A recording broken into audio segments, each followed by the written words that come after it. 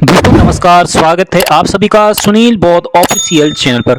दोस्तों क्या आपको पता है, जिस जगह राम मंदिर बना है उस जगह पहले बाबरी मस्जिद थी।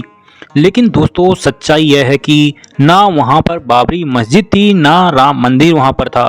दोस्तों वहां पर बौद्ध विहार था, उसका नाम था साकेत बौद्ध नगरी, जिसको अब अयोध्या में कन्वर्ट कर दिया गया है। दोस्तों वो कहते हैं ना, इतिहास हमेशा अपने आप को दोहराता है। अब वह समय दूर नहीं जब बुद्ध की धरती पर बुद्ध ही बुद्ध नजर आएंगे। दोस्तों राम मंदिर और मस्जिद की खुदाई में, चाहे आप राम मंदिर कह लें चाहे आप मस्जिद कहें, दोस्तों जब यहाँ पर खुदाई की, इस दौरान बौद्ध विहार मिले, क्योंकि स्क्रीन पर आप देख सकते हैं बौद्ध मूर्तियां मिली। दोस्तों आप इनको देखकर कह सकते हैं कि यह वैदिक युग, सनातनी या हिंदुत्व के प्रतीक हैं अथवा प्रमाण लगते हैं। क्या यह आपको दोस्तों अयोध्या खुदाई में जो प्रमाण मिले हैं, यह सब चीख चीख कर कह रहे हैं कि यह बौद्ध विरासत है। इसमें अनेकों बौद्ध कलाकृतियां, बौद्ध मूर्तियां मिली हैं। वो कहते हैं दोस्तों, जिसकी लाठी उसकी भैंस, जिसकी सरकार उसकी विरासत। दोस्तों यह तो हम सभी जानते हैं, सरकार हमेशा बदलती रहती है। बाकी दोस्तों आप सब समझदार हैं।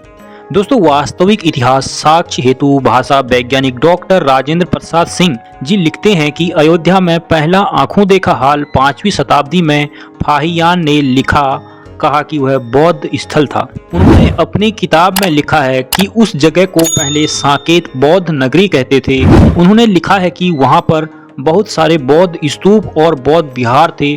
दोस्तों अयोध्या का पहला सर्वेक्षण 1862 से 1863 ईस्वी के बीच कलिंगन ने किया था और उन्होंने कहा था यह बौद्ध स्थल है।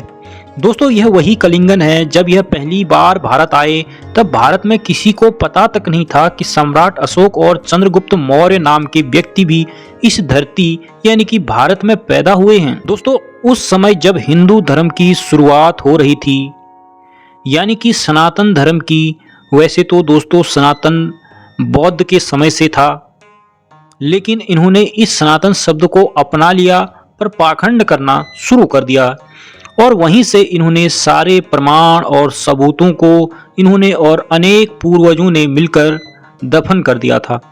शुक्र है दोस्तों उस समय कलिंगन इंग्लैंड से भारत आए। उस समय दोस्तों अंग्रेजों का शासन था। कलिंगन इंग्लैंड की लाइब्रेरी से सम्राट अशोक के बारे में पढ़े थे। तब उनको लगता था कि यह एक सपना जैसा है। तब वह बताते हैं कि मैंने ऐसा सोचा, सम्राट अशोक इतने महान इस धरती पर हो ही नहीं सकते। अगर इतना महान सम्राट इस धरती पर पैदा हुआ तो भारत में कोई क्यों नहीं जानता। तभी कलिंगन भारत आए और साथ में बहुत सारे सबूतों को लेकर आए। उन्होंने खुदाई करवाना शुरू किया और साथ ही साथ उनको सफलता भी हाथ लगी। दोस्तों उनको यह सब मिला, इसकी वजह से उनकी आंखें फटी की फटी रहेगी।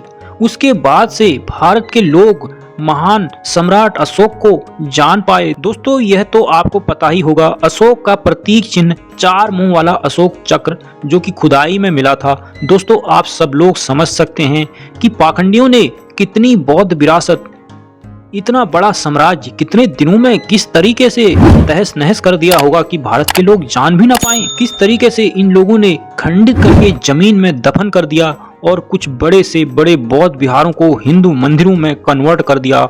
दोस्तों यही वजह है कि आज भी जब राम मंदिर बना, इसकी खुदाई के दौरान सैकड़ों बौद्ध अवशेष मिले, बौद्ध धर्म से रिलेटेड कितने सारे बौद्ध अवशेष मिले।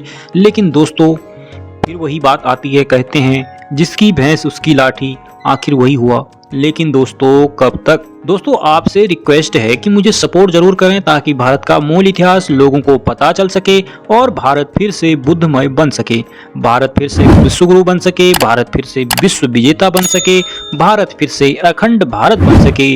जितना हो सके दोस्तों अधिक से अधिक लोगों को यह वीडियो पहुंचाओ, शेयर करो, चैनल को सब्सक्राइब जरूर कर लेना। जय भीम, नमो बुद्धाय।